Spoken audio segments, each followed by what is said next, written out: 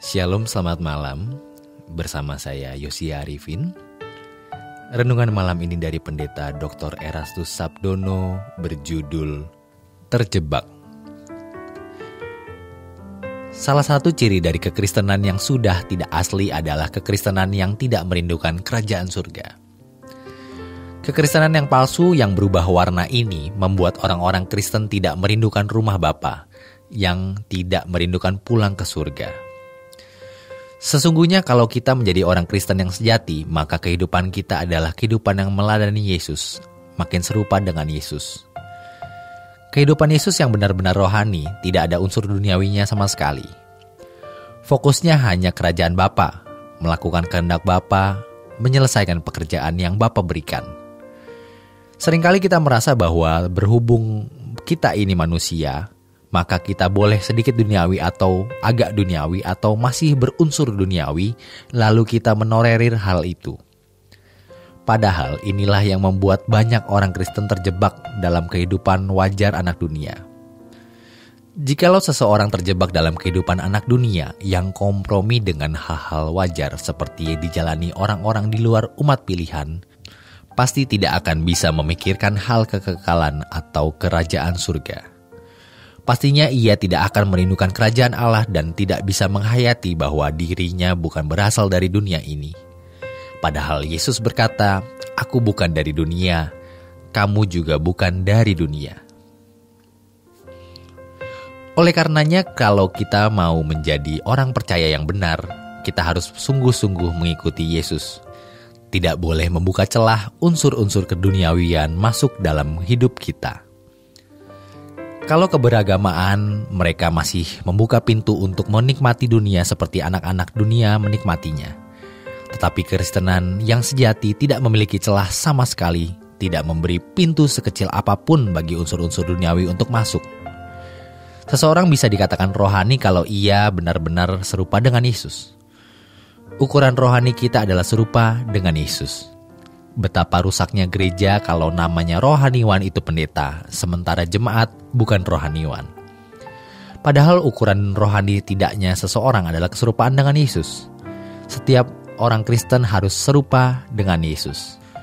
Jadi, setiap orang Kristen harus menjadi rohaniwan, dan seorang yang patut disebut rohaniwan adalah orang yang fokusnya adalah kerajaan Allah, sudah memindahkan hati di kerajaan surga. Orang yang tidak memindahkan hatinya di kerajaan surga tidak merindukan rumah Bapa.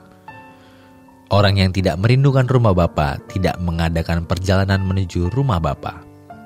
Orang yang tidak mengadakan perjalanan ke rumah Bapa pasti tidak memiliki kemajuan dalam kehidupan rohaninya atau tidak makin rohani.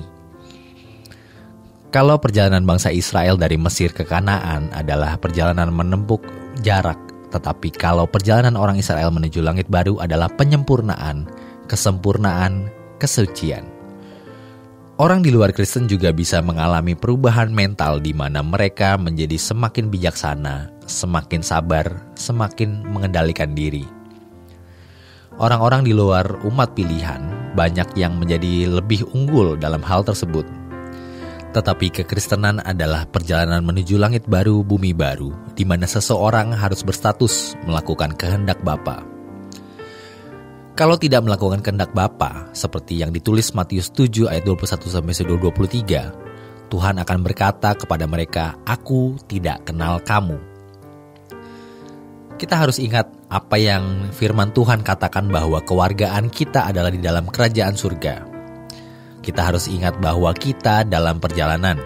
1 Korintus 10 ayat 5-6 mengatakan bahwa semua itu menjadi contoh bagi kita. Semua yang mana? Kegagalan orang Israel di mana sebagian besar mereka tidak sampai ke tanah Kanaan. Mengapa? Karena mereka tidak dengar-dengaran. Ini berarti tidak semua orang Kristen akan menjadi anggota keluarga kerajaan Allah. Tidak semua orang Kristen akan masuk kerajaan surga. Kita harus menjaga diri agar jangan sampai kita gagal.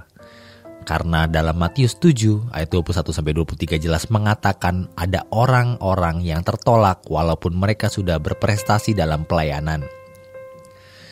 Harus disadari bahwa musuh Allah yaitu kuasa kegelapan dengan semua antek dan malaikat-malaikatnya yang jatuh berusaha untuk menggagalkan perjalanan orang Kristen menuju langit baru, bumi baru. Jadi kegagalan itu adalah sebuah keniscayaan. Jangan dikesankan bahwa orang Kristen yang sudah terpilih tidak akan bisa masuk neraka. Terpilih untuk mendengar Injil, terpilih untuk diberi kesempatan bertumbuh menuju kesempurnaan, tetapi tidak semuanya sukses. Maka Tuhan Yesus berkata kepada setiap penerima surat di kitab Wahyu, "Menanglah kamu seperti aku menang." Jangan berpikir kemenangan Yesus di skenario sehingga Yesus itu hanya berdrama ria atau berakting. Itu adalah penghinaan terhadap Allah yang agung, mulia, dan luhur. Yesus berjuang dengan air mata, ratap tangis, bukan sandiwara. Makanya firman Tuhan mengatakan di Ibrani 12 ayat 2 itu, "Pandanglah Yesus yang membawa iman kita kepada kesempurnaan." Artinya yang membuat kita bisa taat seperti ketaatannya.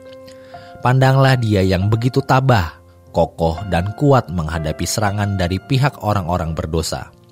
Difitnah oleh orang-orang Yahudi yang membenci Dia, yang menuduh Dia melarang rakyat membayar pajak kepada kaisar, menuduh Yesus menghujat Allah, dan lain-lain. Namun Yesus tidak membalas, Ia diam, bahkan kemudian mendoakan mereka yang membencinya. Di kayu salib pun ketika Dia merasa Bapa meninggalkannya, Ia tetap tidak curiga. Dia berkata kepada Bapa, "Ke dalam tangan-Mu kuserahkan nyawaku." Yesus lulus. Kita harus tabah juga menghadapi segala cobaan, godaan, dan tantangan supaya lulus. Demikian renungan pada malam hari ini. Selamat beristirahat, Tuhan Yesus memberkati.